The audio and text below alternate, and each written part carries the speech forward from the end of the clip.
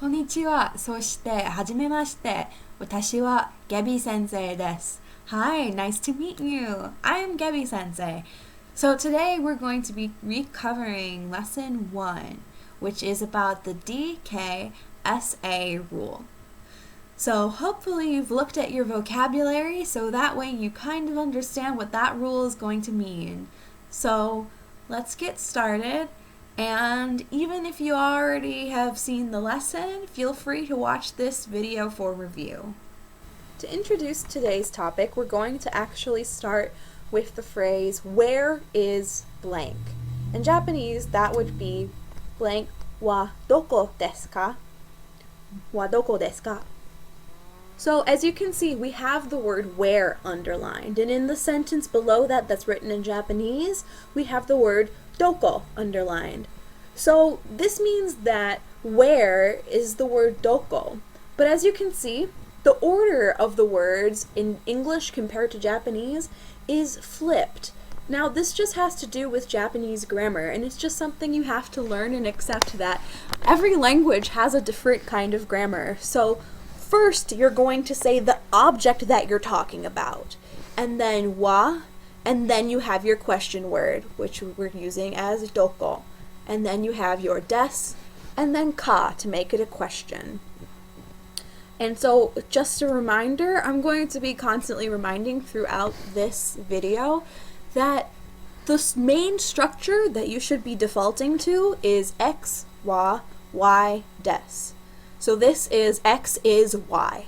So you can put anything you want. So like watashi wa Gabby sensei desu. So I am Gabby sensei. So this is the main structure you should be defaulting to. So if you don't understand what you should be saying, just think x wa y desu. So when we have something like this, we have denwa wa doko desu ka? So as we can see, we've put something in the blank, denwa, and then we still have the question word doko. So where is the phone? Denwa wa doko desu ka? And so we have three ways we can answer that question. We have koko, which means here, soko, which means there, and asoko, which means over there. And we're going to elaborate a little bit on the differences between these. So when you're saying koko, then that means that the location is close to you, the speaker. I like to remember that because koko starts with that K sound, and then close has that also the K sound to it. So koko is close to you. So if you're using soko, then that means the location is close to someone you're speaking to. So soko is close to someone else. And finally, the difference now is asoko. So this means that the location is away from both you and the person you're speaking to. So asoko is away. So we can try that with an activity. Here we have this man, and maybe he's just really confused and doesn't know what a telephone is because he's asking, denwa wa doko desu ka? Where is the telephone? And so we're having to answer for this woman here at the bottom. And she's saying, denwa wa desu. So we're just replacing the word doko, the question word where, with either here, there, or over there, which was koko, soko, or asoko. So if this is the picture, what would the woman say? She would be saying, denwa wa koko desu, because it is close to her. If the telephone is off in the distance, what would she say now? Denwa wa asoko desu, because the telephone is away from both of them, so it's asoko. What about if the telephone was next to the man she's talking to? Denwa wa soko desu, because it's close to someone she's speaking to. So this rule in general can be taken and applied to other kinds of question words, and we're going to refer to this as the DKSA rule. So in Japanese, a lot of question words start with the letter D. For example, doko. So any kind of related word starting with the letter K express closeness to the speaker, such as koko. The related word that's going to start with S express closeness to the person you're speaking to, like soko. And words beginning in A express distance from both the speaker and the person you're speaking to, like asoko. So let's look at some other examples to make that a little bit clearer. So here we have some question words starting with the letter D. Doko, which means where. Dono, which means what, blank. So you could put any kind of object in there that you want, like dono denwa, what phone, or dono enpitsu, which pencil, or dono neko, which cat. Dore, which means which one. Dochi, which means which way, or donna, which means what kind. So these are all the words that start with D, the question words. So now we want to come up with the related word that starts with the K and the S and the A. So looking at dore, which we know means which one, the related word starting with K, kore, means this one close to me, the speaker. When we use sore, that means that one close to you, the person I'm speaking to. And then finally, the third answer could be are, which means that one over there that's not close to either of us. So let's do an activity with it. We have this pen here, and it's a Michigan State pen because Gabby Sensei went to Michigan State, and so we have the sentence kore wa nan desu ka? And if you recall, nan or nani means what. So we have this sentence, kore wa nan desu ka? So we can figure out what that means because we know that kore means this, and we know nan is what. So this is what. Or, if we're going to put it in a more English phrase, what is this? So kore wa nan desu ka? So the answer would be kore wa Gebi sensei no pen desu. This is Gebi sensei's pen. So that still goes by the x wa y des form. Kore wa Gebi sensei no pen desu. So then if we have these two people, this first person's going to ask Gebi sensei no pen wa dore desu ka? Dore means which one. So you at the bottom are going to be answering Gebi sensei no pen wa, and then answering where it is, desu. So recall, Gebi sensei's pen is the Michigan State pen. So let's see, where would Gebi sensei's pen be in this picture?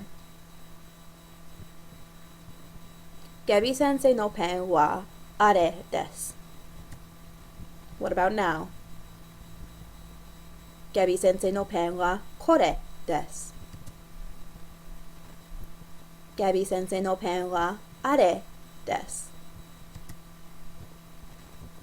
Gebi sensei no pen wa sore desu, because it's now by the person I'm speaking to.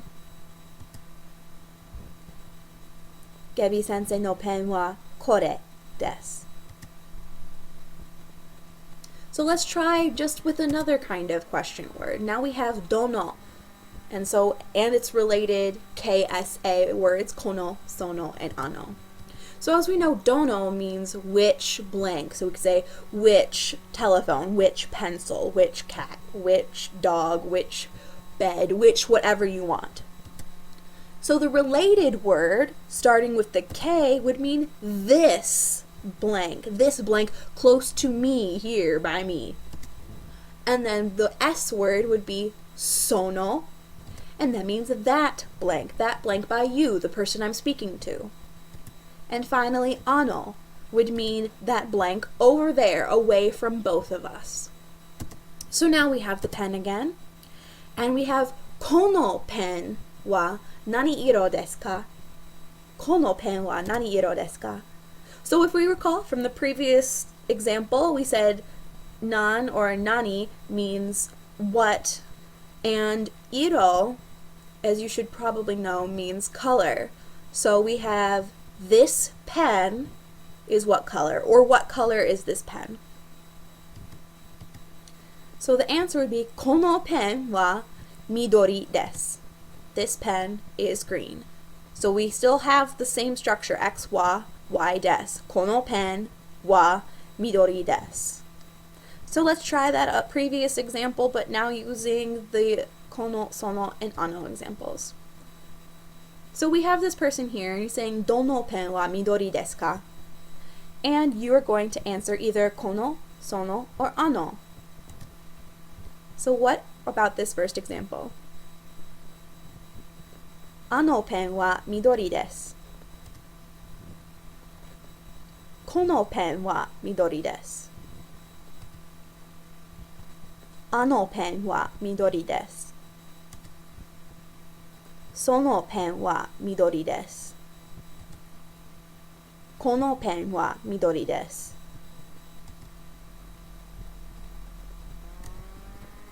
So this rule may not apply to all question words, this DKSA rule. So for example, ikura, you can't do that because it doesn't start with a D. And same with itsu, which means when. It also doesn't start with a D. We have nan or nani, meaning what, and that can't start with a D, so we don't know. So doshite. The reason this doesn't work is you can have doshite and koshite and soshite, but there's no aushite. That's not a word. So the whole thing doesn't work. And same with dare. Dare, you can have dare and kare, but there's no word sare. And the word are, we already know, goes with kore. And then we have do, which is just like doshite. You could say do and ko and so, but you can't say ao. It doesn't work. So that's why this man's like dare and kare, but not sare and are. So we're going to now watch a video called The Ball, in which the leopard, the frog, and the giraffe argue about who does this ball belong to. And they will be using the DKSA rule. So watch it and pay attention to see who is talking and who they're speaking to and which version of the word they are using.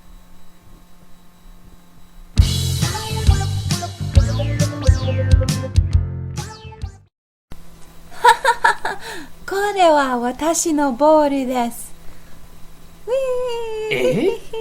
あれはカエルさんのボールですか？はい、あれは僕のボールです。ねえ、ヒョウさん、それはカエルさんのボールです。いいえ、これは私のボールです。いいえ、それは僕のボールです。いいえ、これは私のボールです。いいえ、これは僕のボールです。それは私のボールです。ヒョウさん、あれはカエルさんのボールです。いいえ、そのボールは私のボールです。いいえ、このボールは僕のボールです。いいえ、このボールは私のボールです。ヒョウさん、そのボールはカエルさんのボールです。そうです。そのボールは僕のボールです。私のボールはどこですか？ちょっと待って。ねえ、うさぎさん。何ですか？うさぎさんのボールはここです。私のボールはそこですか？そうですね。うさぎさんのボールはそこです。ありがとうございます。いいえ、どういたしまして。僕のボールは紫です。じゃあ、紫のボールはどこですか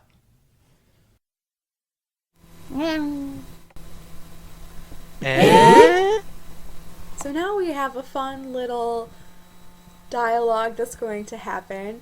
And here on the side is written Uchujin.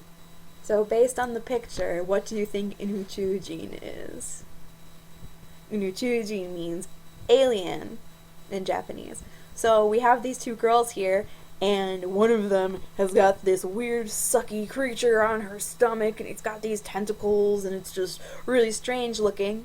She's kind of freaked out, and her friend says, "Wa, nan desu ka?" So she's going to exclaim, "Sore!" because she's talking to her friend. So she's saying, それは何ですか? Oh! And then after that, they look in the doorway, and then there's an even bigger one, and it's got these crazy tentacles, and it's really weird looking, and so she's pointing to it way over there and says, あれは何ですか? What's that over there? あれは何ですか? As it approaches, they realize that it doesn't mean anything bad, and she actually realizes, oh, that is this alien's mother. So we want to say that, which is あれ, that over there. あれは, and we want this alien because it's close to her, the speaker. And we're not using the tore kore sore are because that means which one. So we want to use the one that is this blank. Kono. So dono is which blank, kono is this blank, sono is that blank, ano is that blank over there. So we're mixing the two different kind of words. We have あれはこの宇宙人のお母さんです. That is this alien's mother. So now let's try to do this with a little bit of a more realistic kind of scenario. So here we have a 会話練習, which means conversation practice. So this here is something that you're going to be seeing a lot in Japan. A lot of people keep them outside their houses, or it'll be in stores, it'll be a trinket, and this is a tanuki. So a tanuki is an actual animal that lives in Japan, and it looks like this. So tanuki is often translated as raccoon dog, because it's kind of like a raccoon it's got the mask on its eyes and it's got the fluffy striped tail, but it's the size of a dog. It's a little bit bigger and it's actually more related to dogs than it is to raccoons. So while it's called a raccoon dog, it actually isn't. It's its own animal. It is native to Japan and China, and so it's actually really prevalent in Japanese culture. So this is a tanuki. So here we have a scenario with two girls. This is Emily. She is from the United States and she's visiting Japan. And on the right we have her Japanese friend named Yumi, which is a Japanese girl's name. And they're at a stand, and on that stand it says omiyage, which means souvenirs. So we have a bunch of souvenirs that are kind of stereotypical Japanese souvenirs. So she's picking up this tanuki and kind of looking at it curiously. So we're going to have a dialogue between Emily and Yumi where she asks what it is and Yumi explains to her. So since doing a dialogue is kind of difficult, we have a key here that we're going to be saying, and Emily is going to be asking, what is this? So she's going to be using the word for this here close to me. And Yumi is going to be saying, that is a tanuki. And so you need to know which one to use because it is that over there by someone else. So then Emily's going to say, what is a tanuki? Which is kind of a structure that we've been doing, right? The X, Y, Y des. It's the same thing that we've been doing. You just have to insert the subject and then the question word. And so Yumi is going to answer with that same X, Y, Y des structure. A tanuki is a Japanese raccoon dog. And we also have to remember how to use no, the possessive marker. So take a few moments and try it by yourself or with a partner, and then after that we will go over what the answers would be.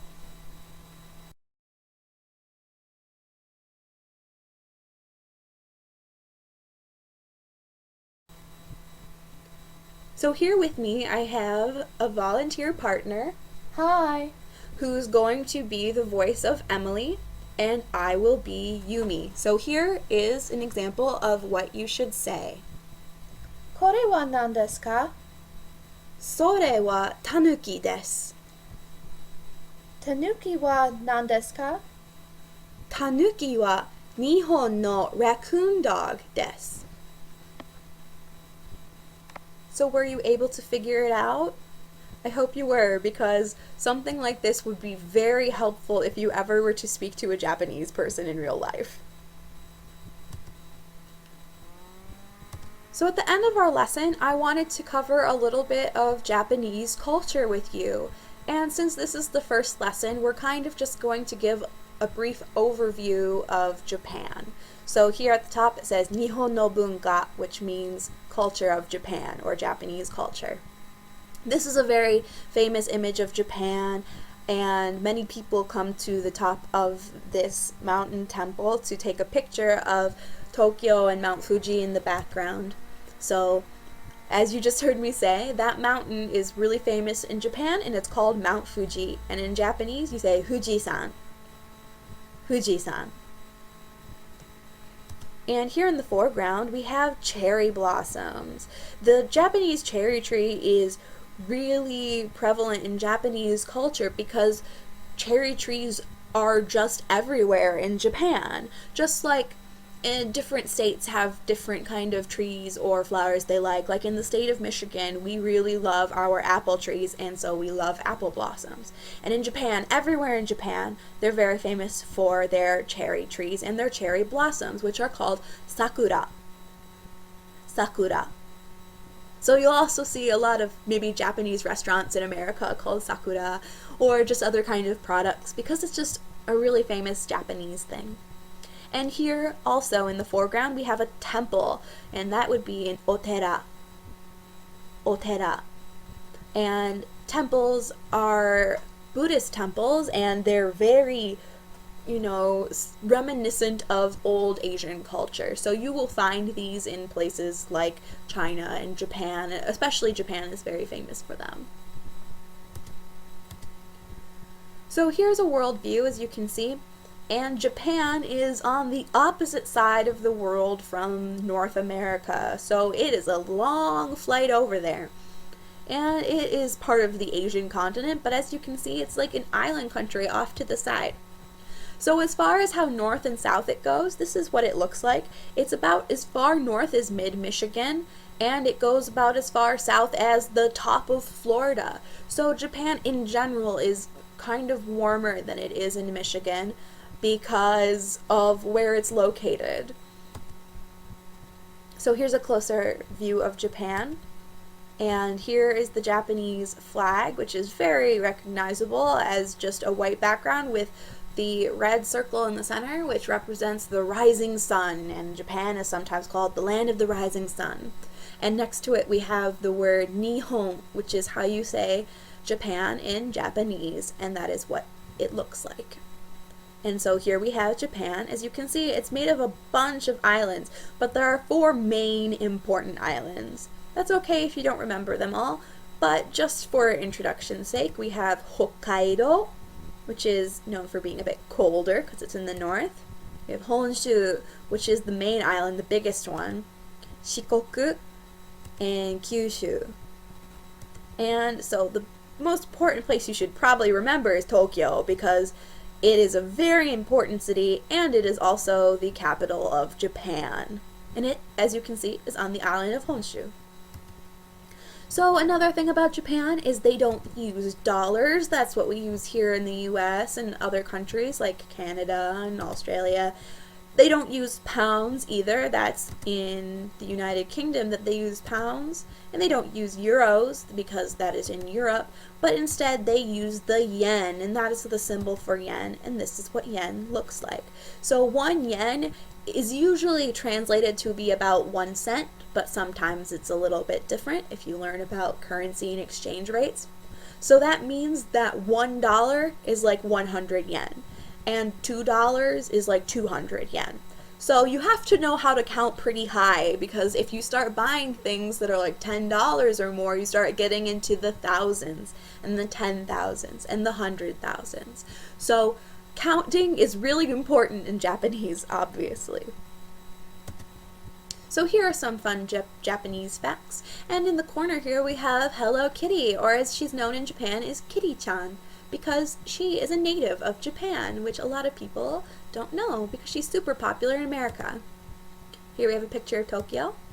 So Japan is home to over 126 million people, which is a lot of people.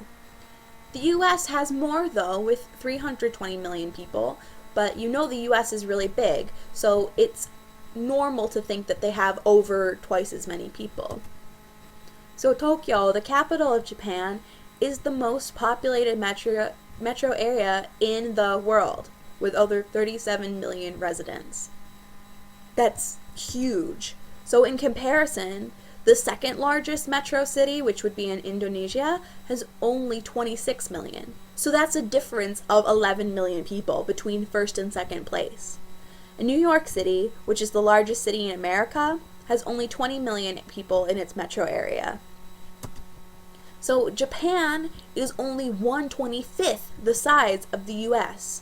That is extremely small compared to the US, and yet they have only about half as many people. So you have a ton of people crammed into a very small space.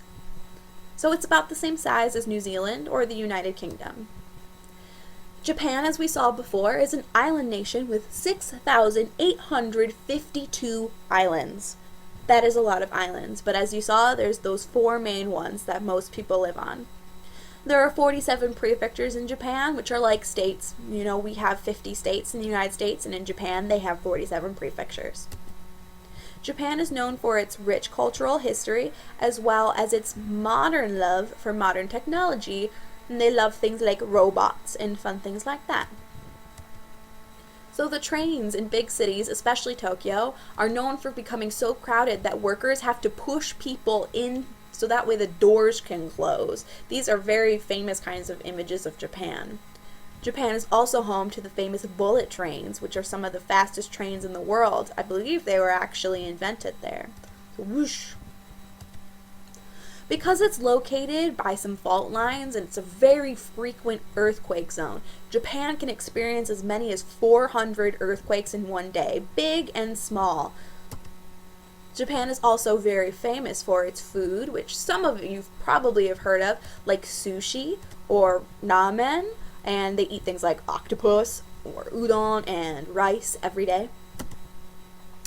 And I thought we'd end the lesson with kind of just a fun little tidbit that in Japan they really like American music, like most of the world, but they also have a really, really famous music industry there where they listen to their own music. So I thought it would be fun to end the class with a music video.